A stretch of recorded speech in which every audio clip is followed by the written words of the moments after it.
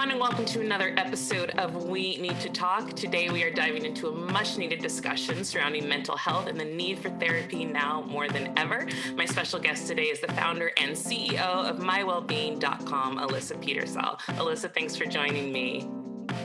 Hi, thanks so much for having me. It's great to be here. Absolutely. So, obviously, there are not enough adjectives to describe how 2020 was for a lot of people. But, when things like, last year happen and they're out of our control, I think people feel almost a sense of guilt wanting to seek help. And there's also a sense of fear of wanting to just talk about how you're feeling and, looking around, realizing, well, things are kind of okay for me. So should I seek therapy? Should I be in this position? And I've been a huge advocate for seeking therapy and taking care of your mental health, especially after last year. So I want to talk a little bit about your background and how you got into the business of wanting to help people find therapy, because I think it's a really beautiful thing that you've created this platform for people to be able to seek therapy and do it in an accessible way. So yeah, I just want to talk about your background and how you came to this point of creating mywellbeing.com. I appreciate that. So for reasons that are unbeknownst to me, have always really been drawn to, first and foremost, helping people, and have always been drawn to suffering a little bit. And I've come to learn a lot more about why that is in my own therapy. But I started my career in community organizing, actually, and went into communications and writing. And ultimately, when I decided to become a therapist, I prioritized my own search for a therapist, only to find that the search process was a lot more frictionful than I thought necessary, especially as someone who is generally a tech enthusiast. And I'm happy to talk about and totally understand the risks that come with technology and social media, particularly from a mental health perspective. But I found it fascinating and a bit disturbing that you could have a personalized order for Chinese food delivered to your door in 2 seconds. But when you wanted to find a therapist, you had to reach out to 100 people to get anyone to call you back. And you had to make sense of all sorts of jargon. So similarly, when I started working as a therapist, I started meeting clients who were absolutely lovely as people. We connected, but were looking for something that I wasn't necessarily trained in. So we would spend 45 or 60 minutes on a first session, only for me at the end of the session to say, look, I really appreciate you coming and sharing with me. It's a tremendous first step. But clinically and ethically, I think some of my colleagues might be a better fit. Can I connect you to someone? And emotionally, that's a huge dismissal. And the research shows that more often than not, people do not pursue therapy when that happens, because you go and you share your story and you open up only for someone to say, actually, I don't love you, or actually, like, not for me, thanks. Right. And from the provider perspective, there are a lot of reasons why someone might refer out. And it is ethically responsible to do that if you're not the best fit, but you also hold this knowledge that you doubt and fear that it may drive the person away entirely. Yeah. So I was faced with both of these first person perspectives and was really motivated to figure out, okay, how do we take all of the learnings and innovation and potential of technology and of innovation and apply that to a space that I personally care very deeply about, but also had experienced on both sides in this first person way. So those are really the beginnings. And it's all been a lot of learning and a lot of growth from there. That's incredible. So what I love, though, is that you found you had a need for yourself. And that's kind of what pushed you to create this. And a lot of people don't ever make that step to be self-starters and try to create something for them. Because there are a lot of things that I'm sure I need or I haven't found yet, but I may not have the resources to do it. But that's so inspiring that you just took the step and was like, no, I want to take the guesswork out of this for other people. And I want to make this easy, because there is a huge stigma surrounding mental health and just seeking therapy in general. So absolutely. When you started a company, because starting a company is not an easy thing to do, obviously, what were some of the challenges that you found? But also, and we can go a little deeper, did you find that there were even more challenges being a female entrepreneur? Yeah, I did. And I think being someone who leans toward being a helper, and I don't think that's a secret to anyone who talks to me. So interestingly, when I first started, I think one of my biggest strengths is I tend to be a yes and person. And I think you probably relate to that as having Mhm. experience in the theater world. Yeah, yeah. Um, when I also very strongly identify as being a problem solver, I have learned over time that sometimes you don't need to solve the problem immediately, but you need Right. to sit with the discomfort. So, Yeah. very happy to talk about that too. But as an entrepreneur, having that problem solving quasi compulsion was super helpful. And I think I also have a lot of inherent urgency around things that I deem to be social issues, where I feel like if this thing does not exist, someone has to do it. We got to do it. Mhm. Like if there's a Right. social issue behind it, if I feel like it's going to help people, it really motivates me. I'm not sure I would have the same sense of urgency for any business. So for budding and aspiring entrepreneurs, I'd recommend finding something that you really feel like if it doesn't exist in the future, whether or not that's in a couple years, because sometimes there's a lot of work that goes into even launching. But if it's not something that when the days are really hard, you're going to be able to tell yourself, but the core of this thing needs to exist, Mhm. that's what I would look for. And with regard to challenges, so I was really lucky. I got my master's at NYU in social work. NYU happens to have a very strong entrepreneurship department. Mm. They have a summer program where if you apply and you're accepted, in 10 weeks, you get a $10,000 non-dilutive grant, meaning they don't take any ownership of your company, Wow. $10,000 grant to start or grow a company. And when I applied a couple years ago at this point, it very much meant start or grow a company. At this point, some of the companies that I've seen start and graduate that program are already earning, a lot of revenue. Yeah. But I was coming out of my master's program. I had this burning idea. I showed up to the interview with wireframes, or essentially like sketched designs for what I wanted the original product to be. Mhm. And I had no experience in product before. And they looked at me and they're like, there's this weird social work person who like thinks she's interested in tech. And they said to me, we have never had someone from social work apply. So coming full circle to your question, I think that in the very beginning, I think that it is kind of a both and with, is being a woman more challenging? Is it an advantage? I think at that moment, it would not shock me if a large reason they were interested was to increase their diversity. Mm. They had never had an Mhm. applicant from social work. They knew mental health was important. I'm a woman. They want to show that they're investing in women. Right. So I think that in some way that was an advantage. However, fast forward. So part of the reasons why I enjoy my own therapy is I consider myself a recovering perfectionist. I am regularly checking in with myself on my own workaholism, and that showed Yeah. through so I worked really hard. I did a lot and we grew a lot. Okay. And I went out for our first fundraise. And one of the biggest barriers to growth is for sure funding. And I literally had prospective investors say to me, what does a social worker know about running a business? Mm. Why would I invest in a social worker if I can invest in a consultant? Where are the name brand logos on your resume? You haven't worked at Facebook, Google, or Twitter. Like, why should I trust you? So Which is some of such a that, catch 22, to be honest, because yeah.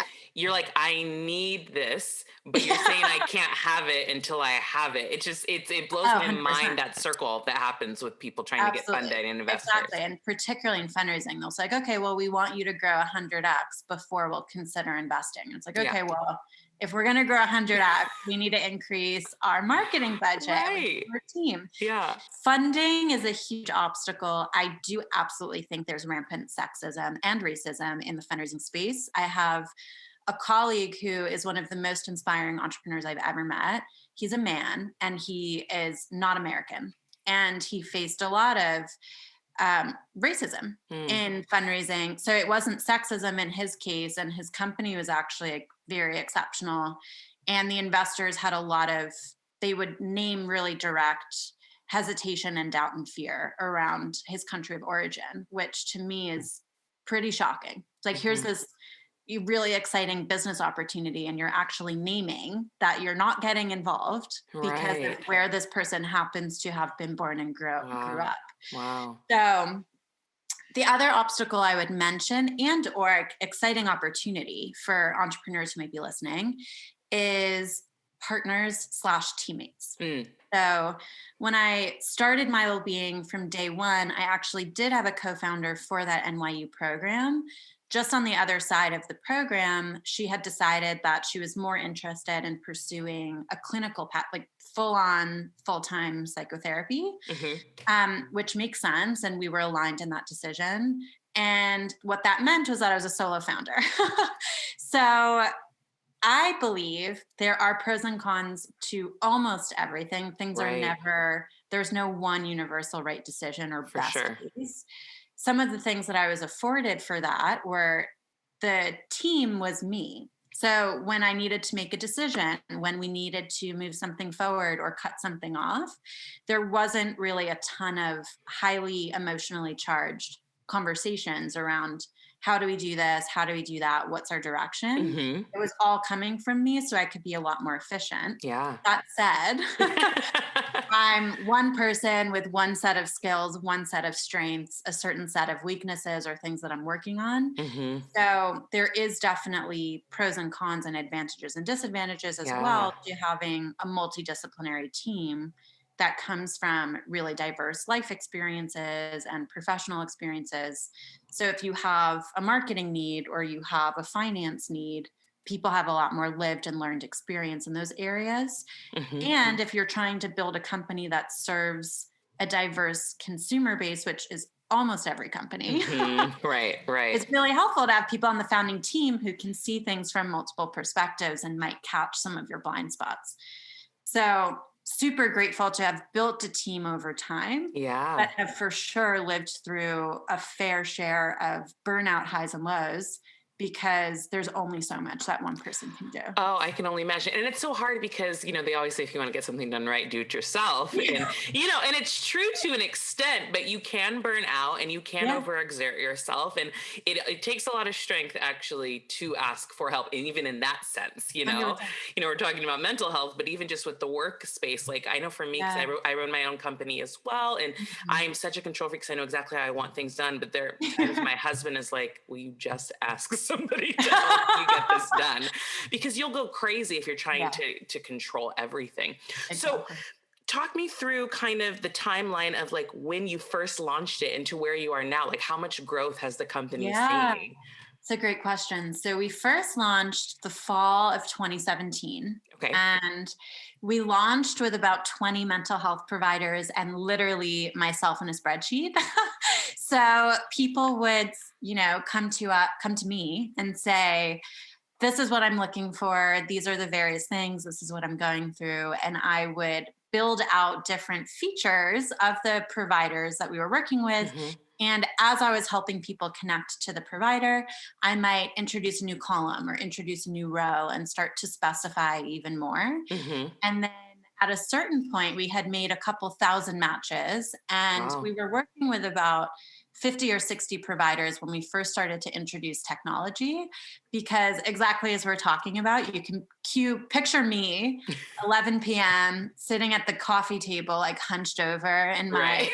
tiny apartment in Brooklyn, being like, just this one more match. And my boyfriend, who I was living with, um, popping his head out of the thing and being like, are you still not like, is there any way that this could be, like a little Right. bit Right. faster? Or maybe I think it's proven that people want Right. this thing. Right. Like, what should we do? So that was also the first time we went out for some funding, and we worked with really exceptional angel investors, which for anyone listening are essentially individuals who have some of their earnings that they want to invest as an individual. So not necessarily a huge, large Mm. institutional company. And sometimes they do ask you for certain things for diligence. Other times it can be a much faster decision if they resonate with you in the mission and you show traction and you show Right. that people want this thing.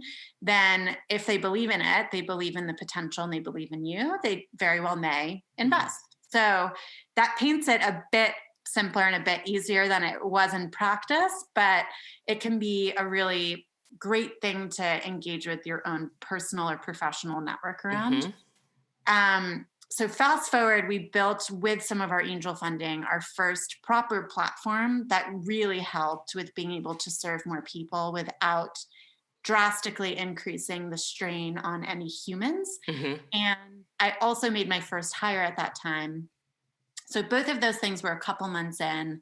Now, fast forward, summer of 2019, we participated in a tech accelerator in New York called ERA, and also raised another round of funding and made our third full-time hire, who's our head of growth. Awesome. And fast forwarding to today, we raised our seed round in the winter of last year. So interestingly, the funding for our seed round came in literally the week before building started to close because of Hmm. COVID. Yeah. And we feel incredibly fortunate for that. And also very lucky to work with our largest investor is called NDVC. I would hugely recommend them to anyone who is building a profit generating business. You don't have to be profitable yet, but you have to have profitability in mind. Hmm. And counter to a lot of huge, large scale venture capital funded businesses, sometimes you take a very large deficit for a very long time before you start thinking about profitability in the interest of just working with as many people as possible and growing Hmm. as quickly as possible. NDVC is definitely focused on businesses that have unit economics that in the near future would have your earnings being bigger than your costs. Hmm. And one of the things I respect most about them is that Bryce, who's the lead investor, is extremely knowledgeable and supportive, but they also prioritize investing primarily in women and BIPOC founders. So even just in some of the networking sessions I go to, in the Slack channel, in the way that they frame and set up their funding institution, Hmm. it's, in my opinion, significantly more culturally competent and significantly more aligned with some of our values for me personally and at my well-being. So that's a little bit more about indie, but would definitely recommend them for anyone who might be listening who's Yeah. building their business and is seeking some more funding. That's great. And I love the inclusivity that you're talking about in regards to what you do and to what they do as well. I Mhm. want to backtrack a little bit and really dial in on mental health in general, Yeah. because like I mentioned before, there is this huge stigma surrounding it in our society, in our culture. And there's this attitude of kind of sweeping things underneath the rug. And I Mhm. know for me personally, I think that social media plays a huge part in that Yeah. because, Instagram, Facebook, Twitter, whatever, it's always kind of a highlight reel of people's lives. So you don't really know what is going on. But why do you think there is such a stigma? And when do you think the shift kind of started to happen where, talking about your struggles and your pain is not really an acceptable thing in society? Yeah.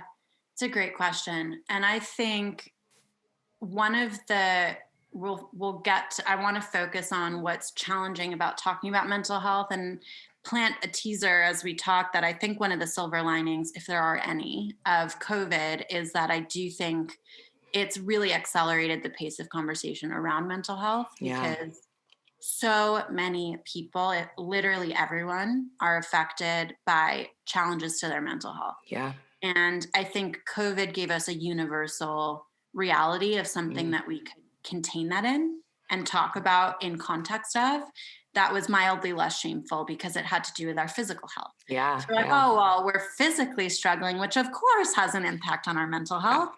And it's something that we're all going through at the same time. So if I say I'm struggling because of COVID, it's okay to be struggling.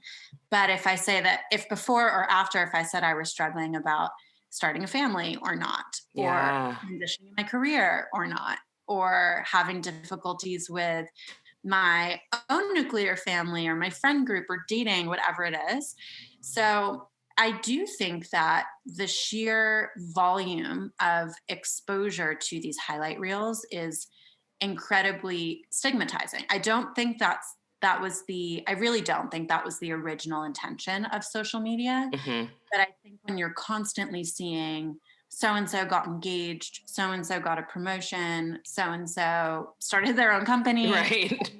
and all you're seeing is the highlight reel, then when your lived experience is a natural blend of things that are probably going well in your life as well, but Hmm. also things that are really hard, because life is really hard Yeah. sometimes. Right, right. It feels like the proportion is off in your lived Yeah. experience. And it Yeah. feels like, why is there so much momentum and positivity and advancement happening for everyone else? And why is my life so much worse and so much harder? Yeah. Because we don't see the full picture and full story of what's happening for other people. And Mhm. I think as social media has evolved, everything, you get more engagement for things that are pretty, you get more Yeah. engagement for things that are pithy, for things that are shareable, for things that are flashy.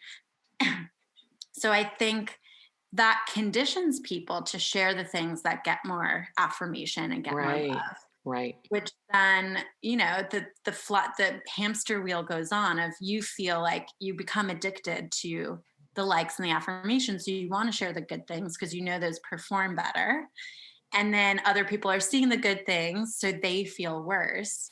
And if you are sharing the things and you're not getting the love that you were expecting, and your self-esteem goes down. So It's a vicious cycle. vicious cycle. Something that I think can be helpful here to shed a little bit of something to hold on to. Mhm. First and foremost, I think it's really helpful to constantly remind ourselves that it's not the full picture. Right. Right. And really, there's a full spectrum of what either a person or a company's reality is that is not necessarily strategically portrayed on their grid or in their feed. Mhm. But otherwise, I think it's really helpful to mix up who you follow. Yeah. Because Yeah. there are something that I've seen that I really appreciate is there's an increasing amount of accounts that are a bit more authentic, down to earth. They may not necessarily show a ton of imagery around hardship or things that are really challenging, but there are a lot of either like coping mechanisms or context sharing around things, or sharing tips, tools, and perspective around some of those things.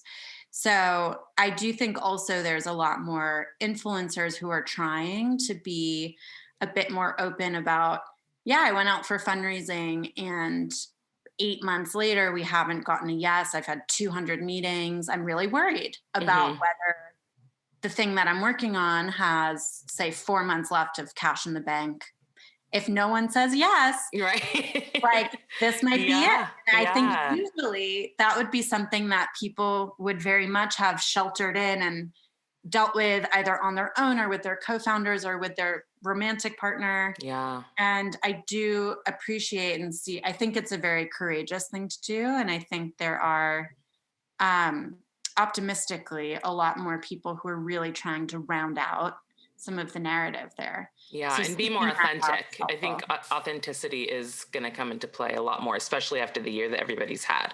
I Yes. absolutely agree with that.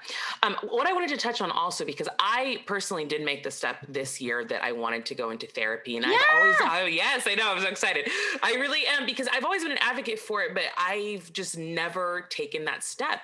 But Mhm. also, I know with a lot of people of color, specifically Black Mhm. people, with our roots being in the church specifically, Mhm. there was this thought process, you don't need Jesus. I mean, you don't need a therapist. You have Jesus, Mhm. So for your company, is it a safe space for people of color to seek therapy? Because I know for me specifically, having a Black therapist does mean a lot to me. So Yeah. I'm curious how you have managed to make this a safe space for people of Yeah. color. Absolutely. So we try very hard to have it be a safe space for people of color. And some of the efforts that we take there is we actually have discounts on our membership for providers of color if they're interested in that. We make a really concerted effort to reach out to associations, networks, group practices, partnership organizations that invest a lot in training, supporting, networking with providers of color Hmm. and LGBTQ, either people who identify as LGBTQ themselves as Hmm. providers, or that they're particularly trained in competent care. Um, And in our matching process, we match for things like logistics, largely being like fee and availability. Hmm. We match for style. We match for issue areas that someone's hoping to work on. And we match for identity elements. So if it's important that someone work with a provider who identifies as Black or a provider who identifies as a certain age, Hmm. a certain sexual orientation, a certain gender, we do our best to match accordingly. Something that I will share that I think is a massive problem in our country that is a ripple effect of systemic racism Hmm. is there are significantly fewer providers of color in the US. Yeah. Yeah. So nationally, there's about, I want to say, of the mental health providers, if it's about 8 to 10% identify as BIPOC. Mm. So what I believe is going to be an absolute necessity moving forward is helping people of color access training programs if they decide that that career trajectory is something that they want. Yeah. So the cost of education is exorbitant, and there's been a lot of racism and oppression in the therapy space in particular, Right. largely founded by older white men. Hmm. So I think it's really important to have better access programs and programs that are culturally competent that aren't only teaching methodologies and theories that are largely rooted in European ethnocentric Right. philosophy. Right. So that's not to say that, of course, those things don't haven't had research that shows that for sure certain methodology is helpful, but I think there's a lot that will be done systemically that can help. And at My Wellbeing specifically, we, when or if someone does have a need that we cannot match for, so we do account for all of those areas in our matching. If for any reason the combination doesn't result in an absolute perfect match, Hmm. what we do is we generally email with or have a call with seekers who are trying to find the right care for them. And we'll say, hey, we think this provider might be a really good fit for these reasons. We think this provider might be a really good fit for these reasons. Hmm. If neither resonates, we also know that these are a variety of local resources where you might be able to find additional support. And here are some national resources as well that might be Hmm. helpful in case you want to pursue that route. So Right. where and when and if we cannot be the perfect solution, we do also try our best to do a lot of diligence and research and local relationship building Hmm. so that we can help make a warm connection that might Yeah. be better. And also not turn people away from seeking therapy, because as you mentioned Exactly. before, it becomes such a headache trying to find the right fit that people just are like, forget it. I'm Yeah, not going to make this step in exactly. my life. And then they end up suffering probably even more because Hmm.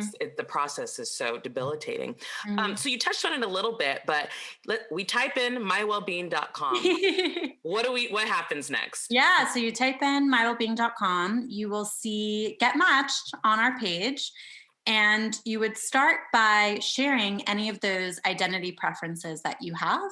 So, the way we encourage you to think about that is who do you feel safest with? Who Mm, do you feel is likely to understand you and your experience best? The person, believe it or not, does not have to look or present or have lived experience exactly like yours.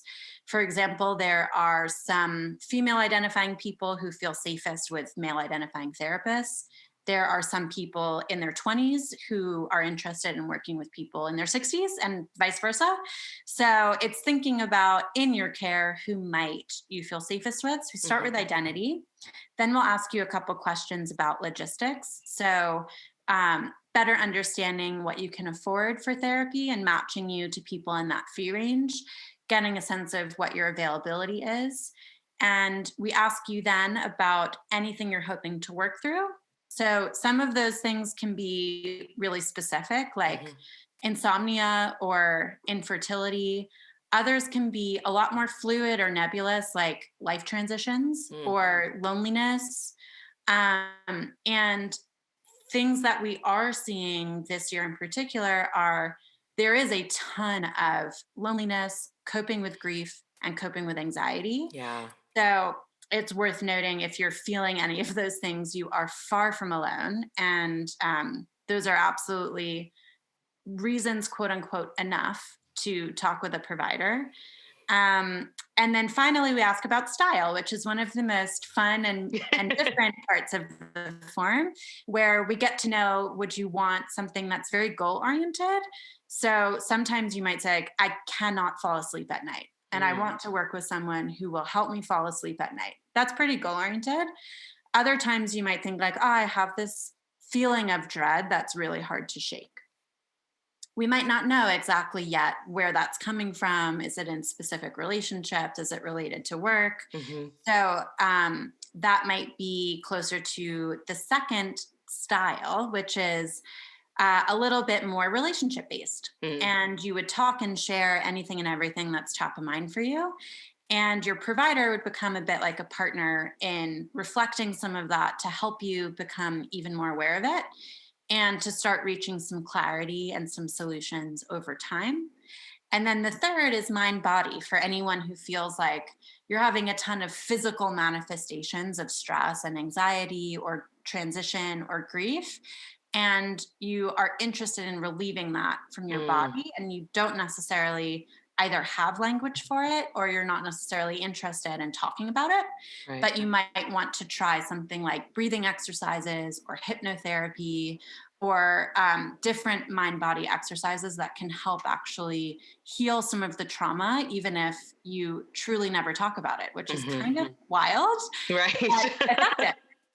So Right. after that, we send you 3 recommendations, and you're guaranteed a free phone or video consultation with one or all 3. Mhm, And we trust you and the provider to be that final judge and that final assessor of who feels best. And throughout, our support team is here to soundboard and to help if you have any questions along the way.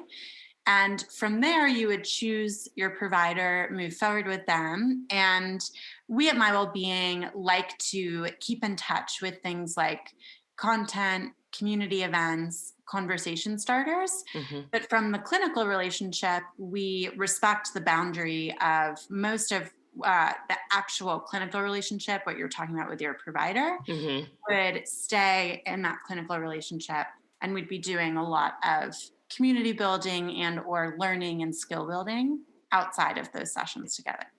I love that whole process. It sounds like very simple, organized, and easy Yes.